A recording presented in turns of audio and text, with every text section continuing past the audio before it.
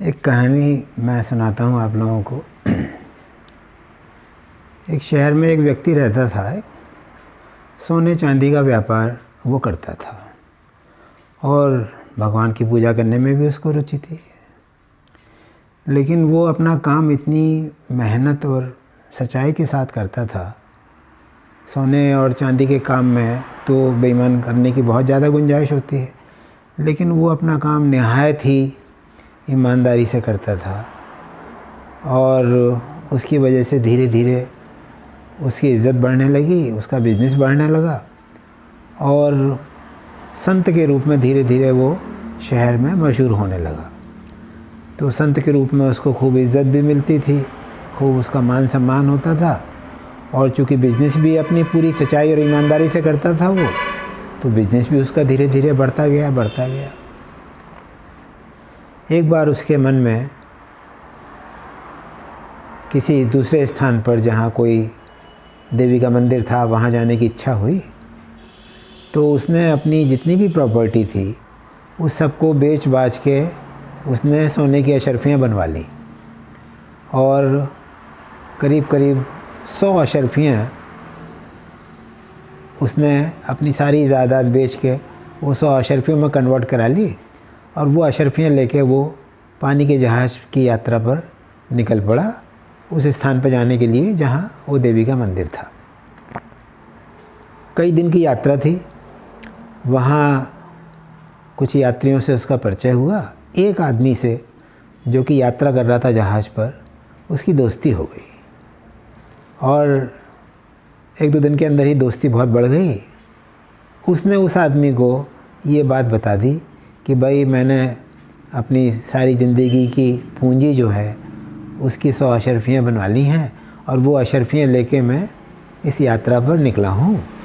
और उसने अपने कमरे में, जो जहाज़ पे उसका कमरा था, उस कमरे में से उसने वो अशर्फियों की थैली भी उसको दिखा दी। अशर्फियों की थैली भी दिखा दी और वो अशर्फियाँ भी उसको दिखा दी उसने।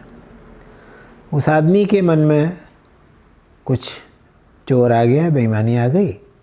उसने अगले दिन जहाज़ के कप्तान से शिकायत कर दी कि मेरे पास 100 अशर्फियाँ थीं और इस रंग की थैली थी, ऐसी ऐसी उसकी डिज़ाइन थी और मैं ये 100 अशर्फियाँ लेके कहीं यात्रा पर जा रहा हूँ और वो अशर्फियाँ किसी ने चुरा ली हैं। तो जहाज़ के कप्तान ने कहा भाई यहाँ तो अगर चोरी होगी तो चोर पकड़ा जाएगा, क्योंकि वो चोर उन अशर्फियों का करेगा क्या। तो ठीक है, कोई बात नहीं, हम जहाज़ की तलाशी का प्रबंध करते हैं। तो एक एक कमरे में जाकर वो जो जहाज़ के उस कप्तान के जो आदमी थे, जहाज़ चलाने में उसकी मदद करते थे, वो उस अशर्फियों को ढूंढने लगे। ढूंढते ढूंढते जब सारा जहाज़ छान लिया और वो अशर्फियाँ नहीं मिली, तब वो संत के कमरे की तरफ बढ़े। तो जहाज़ के मालिक ने भी उसका नाम सुना था, उस व्यक्ति का, संत का नाम सुना था, उसकी ईमानदारी और सच्चाई के चर्चे सुने थे। तो उसने कहा कि नहीं, यहाँ क्यों जाते हो भाई, यहाँ वो अशर्फियाँ थोड़ी मिल सकती हैं, उसने थोड़ी ली होंगी अशर्फियाँ। मगर उस संत ने कहा कि नहीं, जब आपने सबकी तलाशी ली है तो मेरे कमरे की भी तलाशी लीजिए। कमरे की तलाशी ली गई, वो अशर्फियाँ वहाँ नहीं मिली। फिर तो जहाज़ के कप्तान ने कहा, जिसने शिकायत की थी, कि भाई अशर्फियाँ तो मिली नहीं, अब जहाज़ जब जो है 1-2 दिन में अपने स्थान पर पहुँचेगा तो वहाँ तुम पुलिस में रिपोर्ट लिखवा लेना। तो उस व्यक्ति को जिसने शिकायत की थी उसे बड़ी हैरानी हुई। उसने कहा वो अशर्फियाँ तो मैंने देखी थी, अपने मन में सोचा, उसने उनका हुआ क्या। जहाज़ के पहुँचने से पहले उसने वो संत के पास गया। उसने कहा भाई एक बात बताओ ज़रा सा, वो अशर्फियाँ क्या हुई जो मैं देख गया था। तो उस संत ने कहा कि अपनी सारी ज़िंदगी सच्चाई और ईमानदारी से जी के मैंने जो इज़्ज़त कमाई है, जो इमेज कमाई है, मैं उसको कैसे नष्ट होते हुए देख सकता था।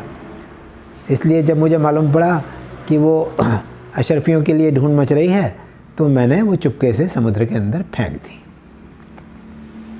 और उसने कहा कि शराफत और ईमानदारी और सच्चाई की ज़िंदगी जीते हुए जो इमेज मैंने बनाई थी, वह कैसे उसको मिट्टी में मिलने देता मैं। ये कहानी पढ़ के मैंने सोचा अगर उस आदमी की जगह, उस संत की जगह मैं होता, मेरे ऊपर कोई इल्ज़ाम इस तरीके का लगा होता तो मैं क्या करता? क्या मैं अपनी अशरफियों को समुद्र में फेंक देता? आप भी इस बारे में थोड़ा सोचिए।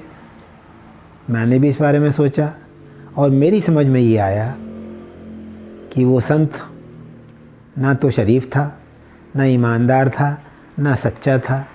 जैसे आम दुनिया में लोगों को अपनी इमेज की फ़िक्र होती है, उसको सच्चाई की फ़िक्र नहीं थी, उसको ईमानदारी की फ़िक्र नहीं थी, उसको अपनी इमेज की फ़िक्र थी।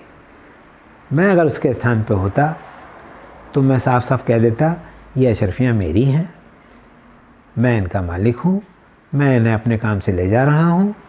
दूसरा कोई क्या कहता है उससे मतलब नहीं। चाहे मेरी बदनामी होती इसमें, चाहे मुझे सज़ा होती, चाहे उन अशरफियों को ज़बरदस्ती उस व्यक्ति को दिला दिया जाता, लेकिन सच्चाई का और ईमानदारी का दामन मुझे लगता है मुझे नहीं छोड़ना चाहिए था।